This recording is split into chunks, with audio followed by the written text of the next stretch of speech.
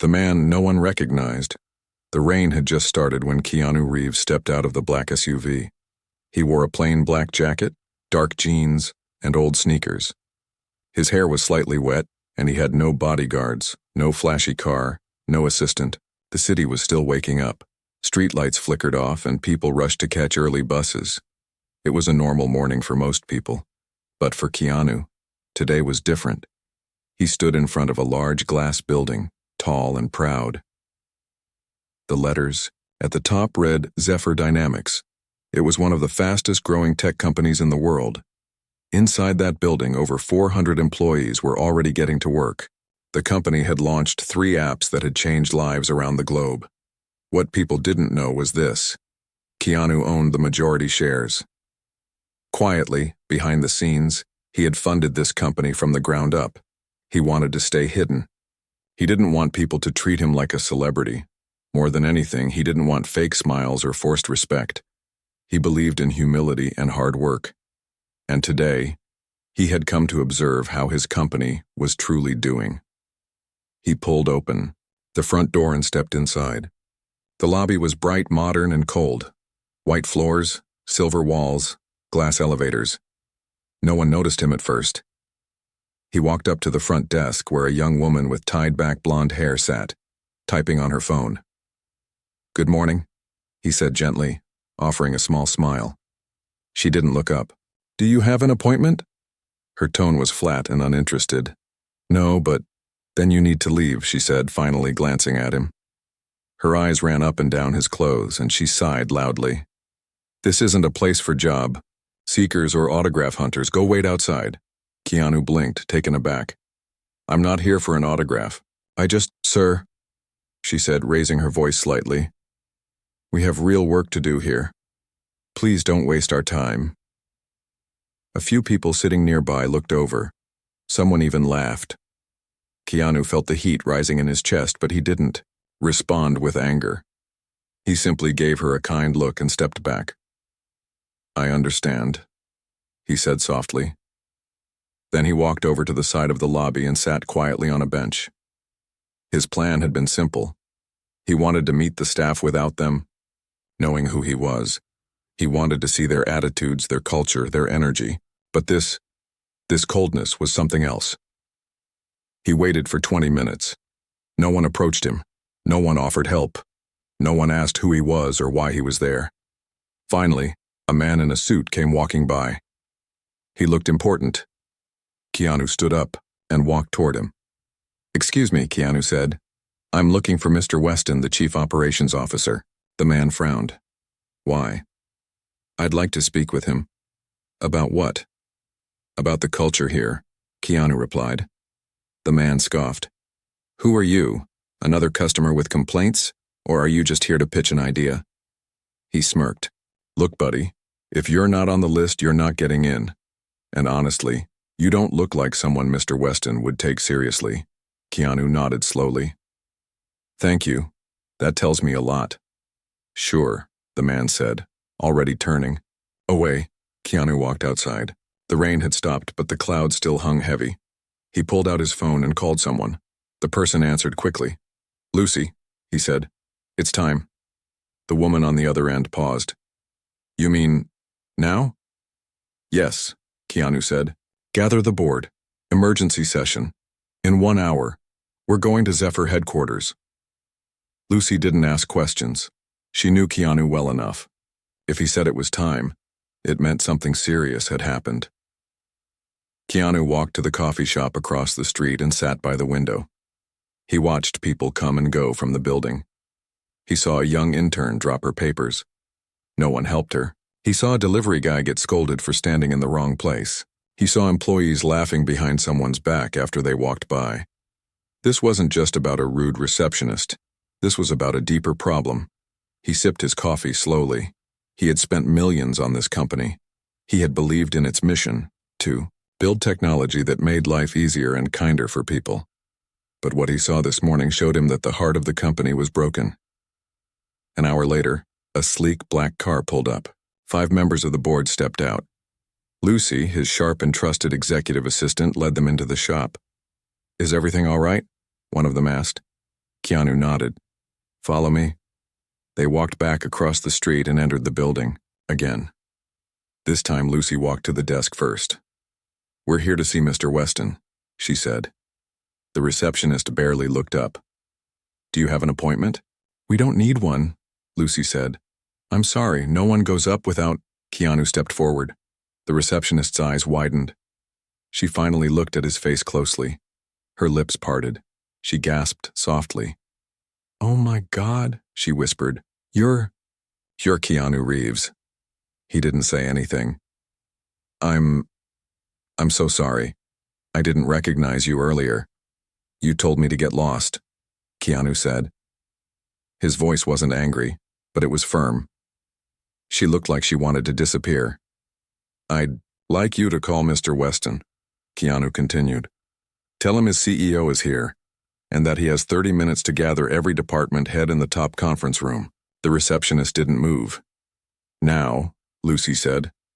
The receptionist scrambled for the phone. Within 30 minutes, the top floor buzzed with nervous energy. Department heads, team leads, and senior executives filled the long glass room. No one had seen Keanu Reeves in person at the company before. They had all heard his name. Some thought he was just a silent investor. Few believed he'd ever show up. He entered the room quietly and stood at the head of the table. No one spoke. He looked around slowly, making eye contact with each person. This morning, he said, I came here as a stranger. I didn't wear a suit. I didn't announce who I was. I wanted to see how people are treated when they are no one special. A few people shifted uncomfortably. I was told to get lost. I was laughed at. I watched others be treated with coldness and disrespect. I saw fear, not kindness. I saw pride, not humility. He paused. The silence was thick. This company was built with a vision, not just for profits, but for people. We were supposed to be better than this. More human. More decent. Mr. Weston cleared his throat. Sir, if I may… You may not, Keanu said, cutting him off. Not yet. Weston sank back into his seat. Keanu continued. Today we begin again. I will be shutting down operations for the next 72 hours. Not because of failure in numbers, but because of failure in culture. During this time, every single department will undergo review, every policy will be examined, and every leader will be expected to reflect on what kind of place they are building here. Someone at the back whispered, He's serious. Keanu turned toward the large windows. The rain had started again. This is not a punishment, he said. This is a chance to rebuild, to be better, to return to the values we claim to stand for. He turned back to the room. Some of you may not be here when we reopen, he said gently, and that's okay. But for those who stay, we will rebuild something we can be proud of. No one dared to speak. Keanu gave a small nod, then quietly walked out of the room. And just like that, the man they had all ignored became the voice that changed everything. The silence after the storm. The boardroom remained still long after Keanu Reeves walked out. People sat frozen, some staring at the glass walls, others avoiding each other's eyes. The silence was uncomfortable, powerful. No one expected the CEO himself to walk in like that, and no one expected him to speak with so much calm, yet so much weight. Mr. Weston finally stood up, wiping sweat from his forehead. He looked around the room like a man trying to regain control. All right, he muttered. Everyone back to your departments. Prepare for the temporary shutdown. We'll get through this. But his voice didn't carry the same power Keanu's did. People filed out quietly. Some whispered. Some avoided eye contact. Everyone felt exposed. Downstairs, the receptionist, her name was Melissa, sat frozen at her desk. Her hands trembled slightly. She kept repeating the moment in her mind over and over. How she dismissed him. How she talked down to him. How he didn't get angry, but he remembered. And now, everything had changed. Her co-worker, Jessica, leaned over and whispered, You okay? Melissa shook her head. I think I just destroyed my future. You didn't know, Jessica said gently. No one knew. But I didn't even try to be kind, Melissa whispered. I didn't even look at him. That's worse. Meanwhile, across the city, the company's internal communication channels lit up with an announcement. Zephyr Dynamics will enter a 72-hour internal reset. All teams will pause ongoing work and report to assigned culture and conduct workshops. Evaluations will follow. Leadership teams must submit personal reflections within 48 hours. Employees from every department started asking questions. What's going on? Is this about money? Are we getting fired? Is this a stunt? Some were angry, others were scared. But a few, just a few, felt something else. Hope. In a quiet room on the 32nd floor, a woman named Emily sat by her desk reading the announcement. She was in her late 40s, one of the original employees when the company first launched. She had worked hard, kept her head down, and never played politics. For years, she had seen the culture shift. She had seen young, talented people leave because no one listened to them. She had seen kindness replaced with ambition and collaboration, replaced with competition. And now, for the first time in years, she felt something stir in her chest. Keanu had seen it too. At a rented apartment across town, Keanu sat in silence. Lucy stood near the window holding a tablet. "The message is out," she said. "We're getting a lot of responses. Confusion, fear, a few appreciation." Keanu nodded slowly. "Good. Let them feel it. Let them sit with it." Lucy hesitated, then asked, "Are you sure this is the right way?" Keanu looked at her. "Lucy, I've watched this company grow from an idea to a giant. But somewhere along the way, we lost the soul of it. We started measuring people by what they delivered, not how they treated others. I can't fix every business in the world, but I can fix this one." Lucy smiled slightly. "You really believe they can change?" "Some won't," he said honestly, "but some will, and those are the ones we keep." By the next morning, the building was nearly empty. Only the most senior members of each team had been called in. They sat in assigned rooms, each handed a blank notebook with one instruction. Write your truth. What have you seen? What have you ignored? What do you want to fix? The room assigned to the reception team was quiet. Melissa sat alone, notebook in hand. She stared at the first page, not knowing where to begin. Finally, she wrote, "I didn't even look at him. I was tired, I was stressed, I assumed he was nobody, I judged him by his clothes, by his silence. I didn't offer kindness. And now I see. That moment revealed more about me than about him." She kept writing. Page after page. The more she wrote, the more she cried. It wasn't about losing her job anymore. It was about facing who she had become. Somewhere along the line, she had stopped seeing people.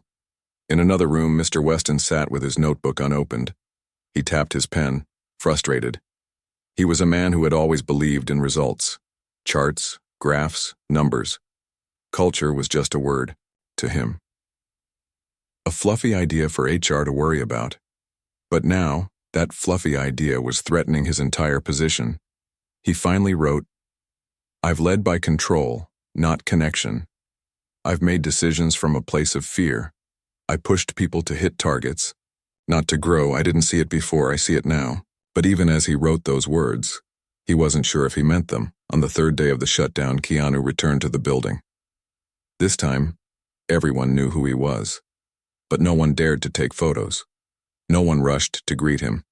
They simply watched, unsure what he would do next. He walked into a large meeting room where 50 selected employees were seated. They came from all levels: janitors, managers, coders, security staff, marketing interns. They were handpicked from personal recommendations and anonymous nominations. These were the people who still held the soul of the company. Keanu stood in the center and looked at each of them. "You were chosen," he said, "because someone in this building said you make this place better." People glanced around, surprised. "This is your moment," Keanu continued. "Not mine, not the board's. We want to rebuild this place, and I want to start with your ideas, your stories, your voices." Hands slowly began to rise. A janitor, named Malik, spoke first. "I've worked here 5 years. Most people don't know my name. But one time a woman in accounting helped me carry a broken vacuum up the stairs. She didn't have to, but she did. We need more people like that." Developer named Rena spoke next. "Last year, a teammate shared credit on a project even though I only helped a little. That gave me confidence. Now I lead my own team. Small kindnesses, they matter." Keanu listened closely. He didn't interrupt. He didn't lecture. He let the room fill with truth. For 3 hours, people shared. They cried. They laughed. They admitted when they had been silent, when they had failed to speak up. And somewhere in those voices, the beginning of a new culture was born. By evening, Keanu walked the halls alone. The lights were dim, the building quieter than usual. He passed the reception desk. Melissa was there. She stood quickly. "Mr. Reeves, Keanu," she said nervously. He gave a gentle nod. "I just wanted to say, I'm sorry," she said, voice trembling. "Not because you're the CEO, but because I forgot how to be kind." Keanu looked at her and said softly, "Then you've already taken the first step." Melissa's eyes filled with tears. He continued walking, leaving behind a small moment of grace. At 9:00 p.m., Keanu sent out a final message to the entire company. "We reopen tomorrow, not as the same company, but as a better one. Your titles do not matter, your kindness does. Treat every stranger like they might be me." And with that, Zephyr Dynamics turned the page. What would happen next? Who would stay? Who would leave? What would rise from the ashes was still unknown. But one thing was clear. The silence had done its job. And now, it was time for change. Echoes. Of day one, the next morning felt like a brand new beginning. The air inside Zephyr Dynamics was different. Softer. Slower.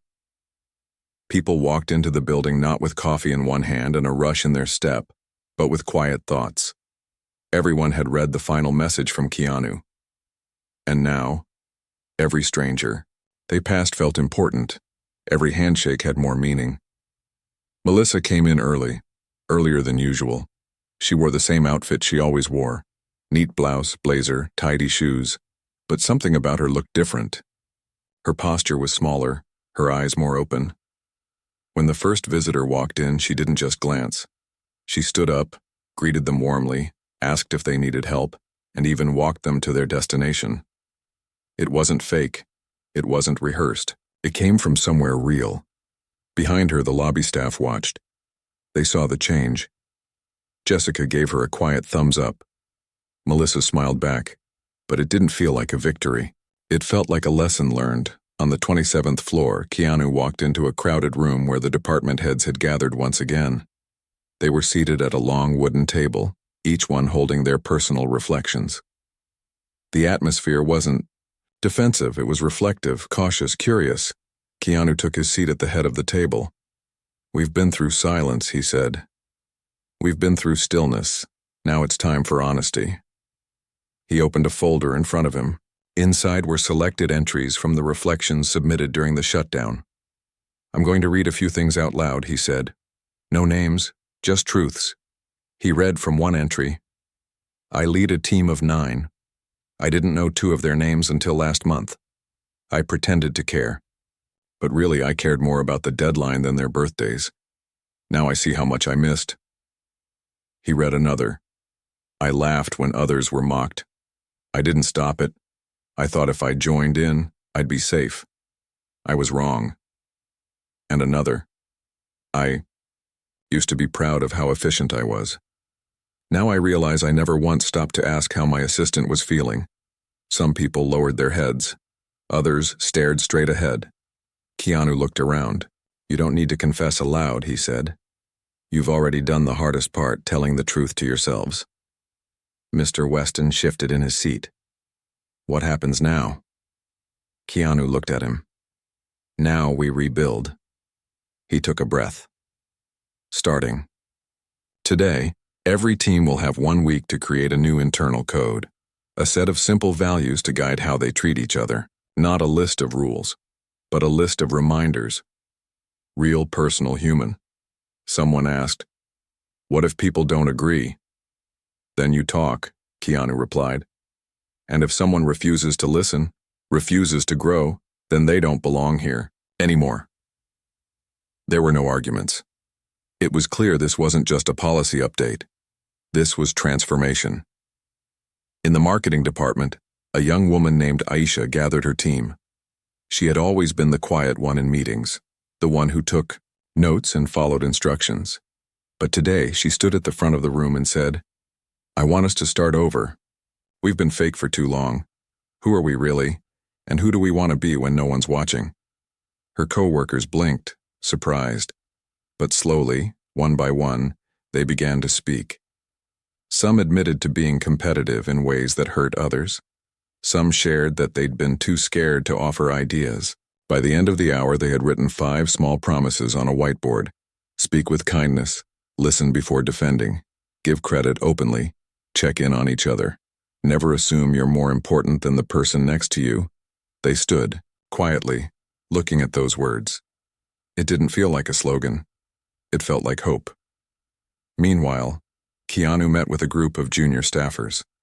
They had been invited to a new initiative called the Listening Table. It wasn't mandatory. There were no forms, no agenda, just chairs, a circle, and an open room. Keanu sat among them, not at the head, not on a pedestal, just beside them. One man, probably in his 20s, spoke first. "Honestly, I never expected to talk to you. I just thought you were the ghost investor." The name on the wall. Keanu smiled gently. "That's exactly why I came, to stop being a ghost." A woman next to him added, "It's weird, you know, feeling like the CEO actually cares. I've worked in 4 companies. I've never had someone above manager even remember my name." Keanu nodded. "Maybe that's the problem. We built floors between people, now we're tearing them down." They talked for over an hour, not about deadlines or deliverables, but about burnout, unfair feedback, ignored ideas. They talked about tiny injustices, being left out of group lunches, being interrupted in meetings, being told their tone was too soft. Keanu listened without judgment. Every word went into a notebook beside him. At the end, he said quietly, "What you said here won't disappear. It will become part of something bigger. This isn't a one-time change, it's the new way forward." On the 4th day, Keanu made a private visit to the tech floor where the engineering team worked. He walked among cubicles, stopped to greet interns, asked simple questions. One engineer, a man named Brian, stood nervously when Keanu approached. "You're the guy who fixed the billing bug last month, right?" Keanu asked. Brian blinked. Yeah, that was me." "You saved over $70,000, Keanu said. "You should know that mattered." Brian's face lit up. No one had told him that before. As Keanu continued his walk, he paused in the hallway and looked at a framed quote on the wall. It had been put up by HR years ago. "Our success depends on how we treat the least visible people," he smiled to himself.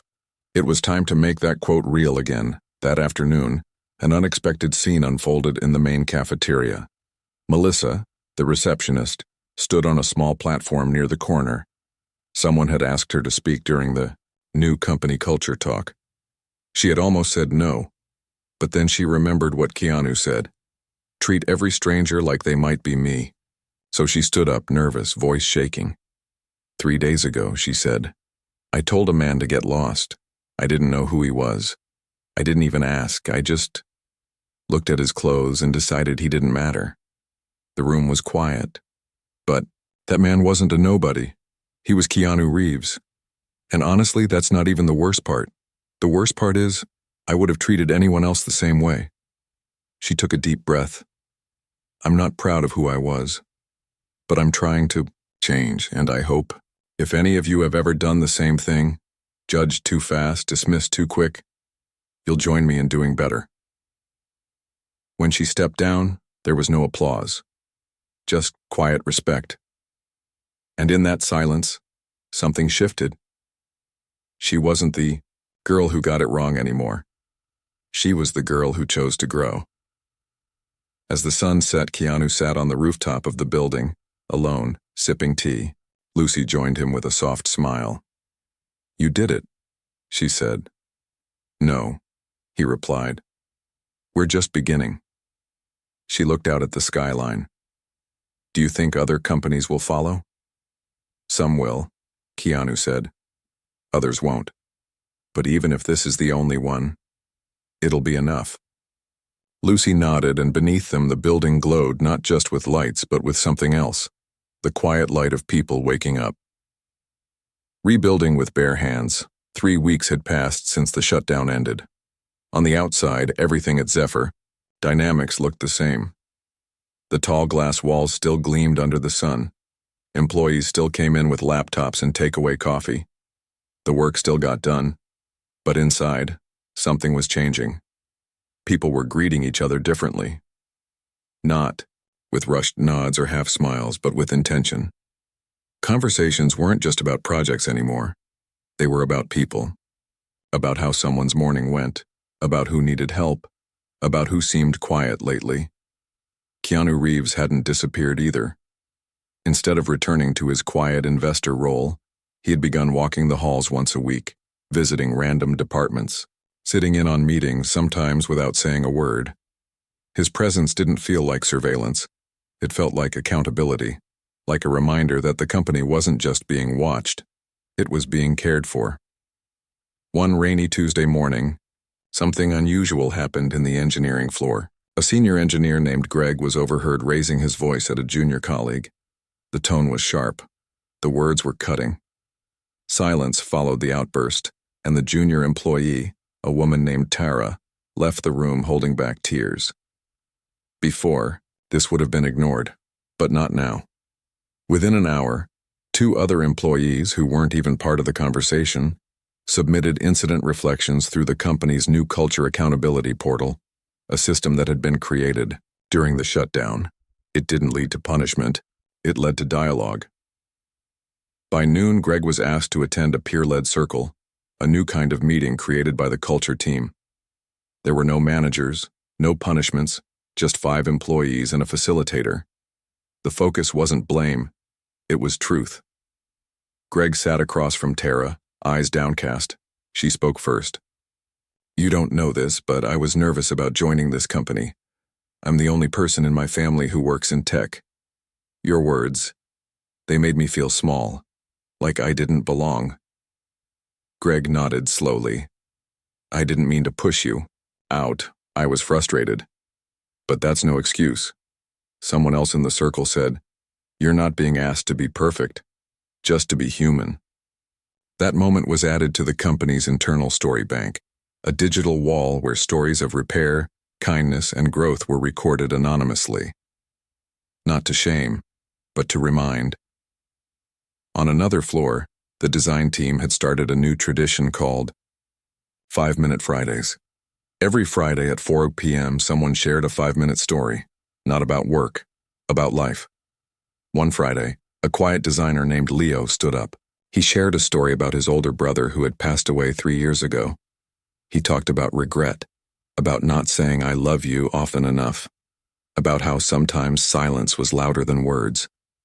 After he finished, no one spoke right away, but someone walked up and hugged him. Then another, and another. Those 5 minutes became the most remembered part of the week. Lucy had started something of her own. She called it Grace Rounds. Every 2 days, she randomly picked 3 people, different departments, different roles, and invited them to coffee. No agenda, no job talk. Just time to sit, connect, and ask, "How are you really doing?" At first, people were unsure, but soon the word spread. These moments weren't traps. They were real. And being seen, not just as workers but as people, was something many hadn't felt in years. Keanu joined one of the Grace Rounds one morning. The group was quiet until a man named Victor from janitorial services spoke. "I've worked in 10 buildings," he said. "This is the first time someone like you sat next to someone like me." Keanu nodded. You're not someone like you.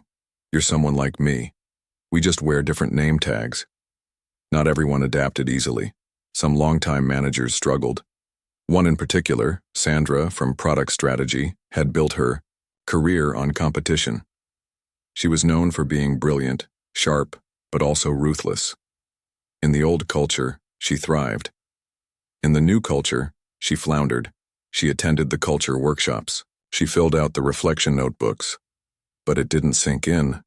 One afternoon, she pulled Lucy aside. "Be honest with me," she said. "Do you really think people care about all this emotional talk? It feels soft." Lucy didn't flinch. "It's not soft. It's strong. It's harder to admit weakness than to hide behind results." Sandra frowned. "I've always been respected because of how fast I move, how sharp I am." "Maybe now," Lucy said gently, "you'll be respected for how much you listen." Sandra didn't answer, but that night she stayed in the office late writing pages in her notebook. Not about others, about herself. The next day she surprised everyone by calling a team meeting, not to talk strategy, but to say thank you. She named each person in her department and shared one thing she admired about them. People didn't clap. They cried. On Friday, Keanu held a special town hall meeting in the main auditorium. Everyone was invited. There was no stage, no microphones, just a circle of chairs. Keanu sat in the middle, holding a worn-out book. "My sister gave this to me," he said, "a long time ago. It's filled with stories of people who rebuilt things after they were broken. Not just buildings, relationships, companies, communities." He paused. "What we're doing here, it's not normal. Most companies don't stop everything to fix their hearts. But I believe in this one. I believe in you." He looked around the room. "You've shared your stories, your mistakes, your truths. And now, I want to share mine." He opened the book and began to read something he had written. "I became rich before I became ready. Fame arrived before understanding. I spent years in places where people smiled because they wanted something, where silence was just a pause between deals. And slowly I forgot what it meant to be ordinary. So I started looking for it. Ordinary people doing extraordinary things. And I found them, behind desks, mopping floors, delivering lunch, writing code at 2 a.m. They reminded me that kindness isn't weakness, that patience is power, that leadership isn't about being seen, it's about seeing others." He closed the book. "That's why I built this company, not just for tech, but for people. And now, we're finally becoming the place we were meant to be." The room was quiet, but the energy was full. People didn't see a movie star. They saw a man who believed in better. After the town hall, a message was posted across every floor. Small acts. Every day, seen or unseen. That's how we hold the line. It became a whisper between employees. After someone held the elevator, small act. After someone helped carry heavy boxes, small act. After someone said, "I'm sorry," small act. The phrase grew into something sacred.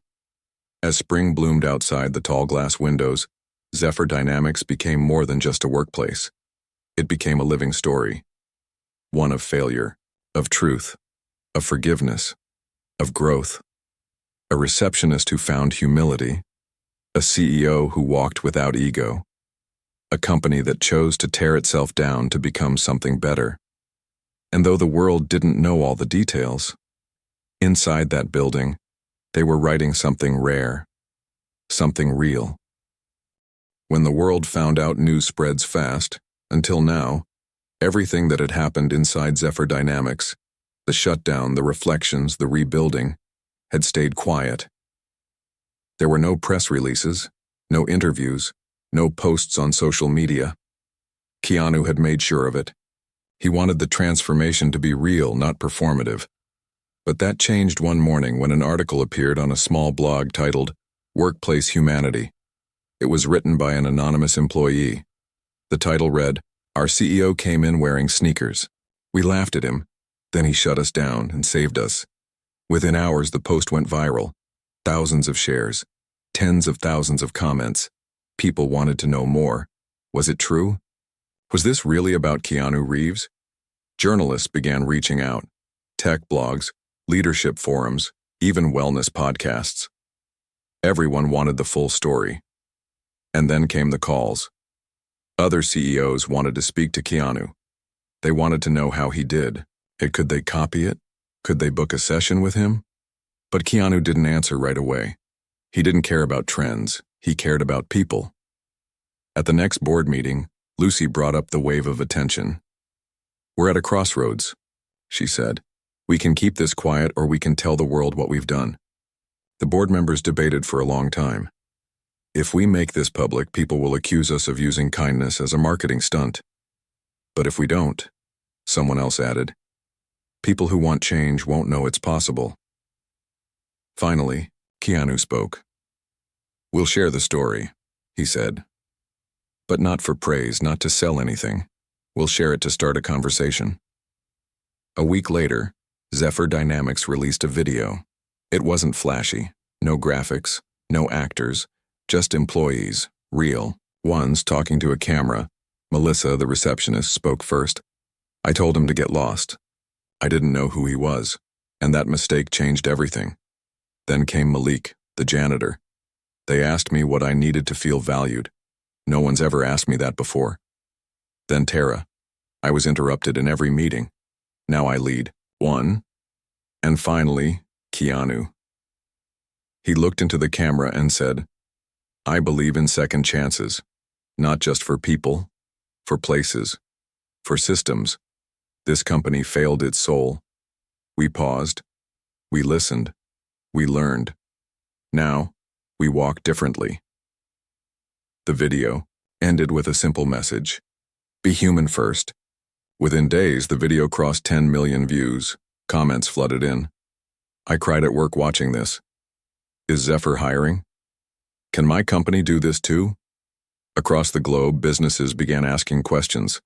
A small marketing agency in India adopted Zephyr's 5-Minute Fridays. A tech startup in Brazil created its own listening tables. A school district in Canada shared the video with its teachers during training week. The change wasn't just inside Zephyr anymore. It was rippling outward. But with attention came pressure. On a rainy morning, Keanu received an email. The subject line read, "Urgent investor concerns." The message was direct. 3 major investors had concerns that Zephyr was focusing too much on emotional culture and too little on financial results. They wanted a meeting. Keanu agreed. He flew to New York for a private session with the investors. He wore the same old sneakers. As he entered the room, 3 men in expensive suits looked up. They didn't offer handshakes. "Mr. Reeves," one of them began, "you've made bold changes, but bold doesn't always mean smart. Companies don't run on kindness. They run on returns." Keanu listened quietly. "Our concern," another said, "is that you've become too focused on feelings. Empathy is nice, but numbers are real." Keanu nodded slowly, then replied, "You're right. Numbers matter. But people create those numbers. If they feel unseen, they break. If they feel safe, they build." One investor leaned back. "So you're saying kindness is a business strategy?" "I'm saying kindness is the foundation," Keanu said. "Without it, everything else is temporary." They didn't respond. Keanu stood up. "If that doesn't work for you," he added, "you're free to withdraw." There was silence, but none of them left. Back at Zephyr, the company kept evolving. A new project called Soul Stories began, short animated videos based on real stories submitted by employees. They weren't just for internal use. They were shared publicly. They showed moments of courage, apology, and small daily victories. One video showed a quiet coder giving her mentor a handmade thank you note. Another showed a cafeteria worker being surprised with a bonus after years of unnoticed service. Each story ended with the same words: "We rise by lifting others." In the middle of this wave, a tragedy struck. Brian, the engineer who had fixed the billing bug, the one Keanu had once complimented, was killed in a car accident. The news hit hard. He was young, kind, full of ideas. Keanu attended the memorial, held in the cafeteria. People cried openly. Not just because of the loss, but because they had grown close in ways that wouldn't have happened before. In the old version of Zephyr, Brian would have been just that guy in tech. But now, he was family. Keanu stepped forward and spoke. Brian taught us to notice, to say thank you while we still can. In his honor, we're starting a fund. Every month, we'll pick one employee whose quiet work changes lives, and we'll celebrate them. Not with trophies, with time. Time off. Time with family. Time to live. They called it the Brian Grant. One night, after everyone had gone home, Keanu sat alone in the office. Lucy joined him. She poured tea and said, "Do you ever think about the first day, when she told you to get lost?" Keanu smiled softly. "Every day. Do you regret it?" "No," he said. "It was the moment everything became clear." He paused, then added, "The moment I stopped building a company and started building a community." Lucy nodded. Outside, the city kept moving. But inside, those glass walls, a rare kind of silence had taken root. A silence that spoke louder than any numbers. A silence made of understanding. In the weeks that followed, other companies began asking for help. Keanu didn't charge them. Instead, he created a free platform called Foundations, where any organization, big or small, could download the frameworks Zephyr used. The notebooks, the values list templates, the story bank structure. He made it open for all, not because he wanted followers, but because he wanted fewer forgotten people. And so, the man who walked in one day and was told to get lost had built a path others could follow. Full circle, the morning was bright when Keanu Reeves stepped out of the elevator onto the ground floor of Zephyr Dynamics. It had been exactly 1 year since the day he first walked in, wearing old sneakers, and was told by a receptionist to get lost. 1 year since he paused the entire company. 1 year since he asked everyone, including himself, to look inward. Now the building felt different. Not just the paint or the art on the walls, or the new layout of the open space areas. It felt different in spirit. There was warmth in the air. Conversations in the lobby weren't rushed. People smiled with their eyes, not just their lips. Keanu walked to the front desk. Melissa was standing there, as she had been that first day, but this time she stood tall, her posture confident, her eyes open. "Good morning, sir," she said with a soft smile. "How can I help you today?" Keanu smiled back. "Just passing through, but thank you for asking." They shared a quiet moment. No one else seemed to notice, but it meant everything to them. On the top floor, a small team was preparing for the 1-year reflection ceremony. It wasn't a party. There were no balloons. Just a long table, a circle of chairs, and a timeline displayed along the walls. Every major moment, good or painful, was printed and pinned. Lucy stood at the center, organizing printed quotes submitted by employees. She glanced at one that read, "I used to whisper complaints in private. Now I speak truths in the open." Another read, "I was just a voice in the background. Now I'm part of the conversation." Keanu arrived quietly. He walked the timeline, while slowly. With every printed memory, he felt the journey again, the tension, the tears, the risks. Lucy joined him. "It's been a year," she whispered. "Feels like 10, Keanu replied. They both laughed softly. "You ready?" she asked. "Always." The reflection circle began. Unlike other meetings, no one had to present. No one had to prove anything. People just shared. A young man named Evan, from accounting, stood up first. "I want to say thank you," he said. "Not for saving the company, but for showing me how to save my friendships. I used to keep everything inside. Now I check on my friends more, and I hug my dad without awkwardness." Others followed. A woman from facilities said, "Before all this, I felt invisible. Now people say good morning. They ask about my kids, and I ask about theirs." An intern, barely out of college, said, "I thought this would be just another job.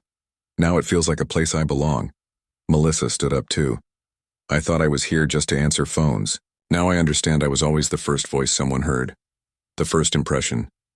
The door before the door. And I want that door to feel kind. Keanu didn't speak right away. He let their words fill the space. Then he stood. This story, he said, didn't begin with a mistake. It began with a mirror.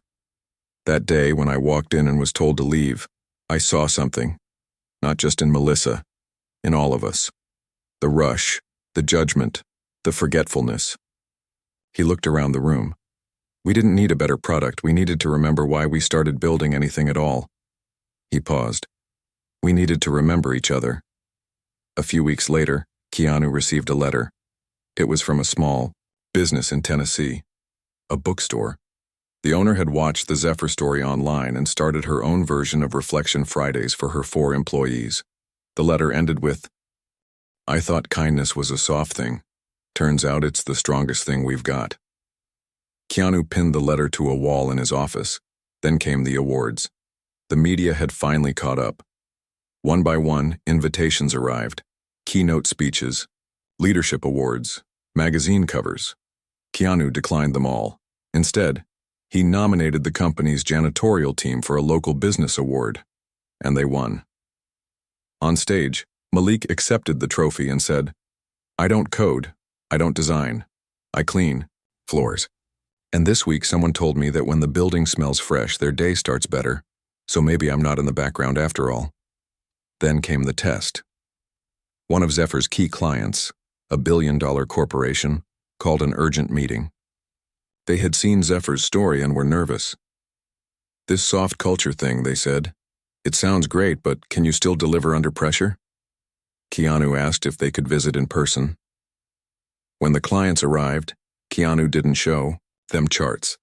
He showed them people, a project manager who shared how her team reduced stress by 40% after adopting weekly check-ins, a developer who talked about working fewer hours but delivering better code, a customer care rep who told the story of how empathy training helped him de-escalate a furious client call in 3 minutes flat.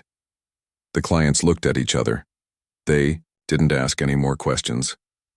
On the 1-year anniversary of the Foundation's platform launch, over 500 companies across the world had downloaded the free culture materials. Schools, restaurants, nonprofits, startups. People were hungry for more than just growth. They were hungry for meaning. And meaning was something Keanu believed in deeply. In a quiet moment near the end of the year, Keanu stood again outside the building. Same spot. Same sidewalk. Same glass doors. A young boy passed by with his mother. He stopped and pointed. Mom, that's Keanu Reeves.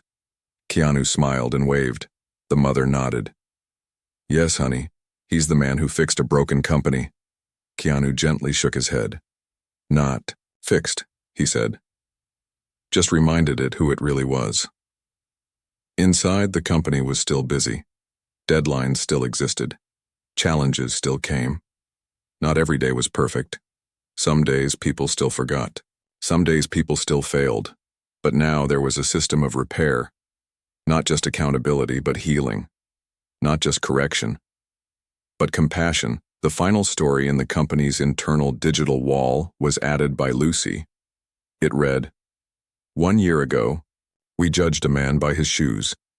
Today we judge ourselves by our kindness. And beneath that, Keanu quietly added a single sentence. Humility builds things that money never can. And so the man who once stood quietly in a lobby, unnoticed and unwanted, became the man whose silence reshaped a system. He didn't shout. He didn't punish. He didn't fire the whole building. He just reminded them all that being human is the first job, and it's the one that matters most.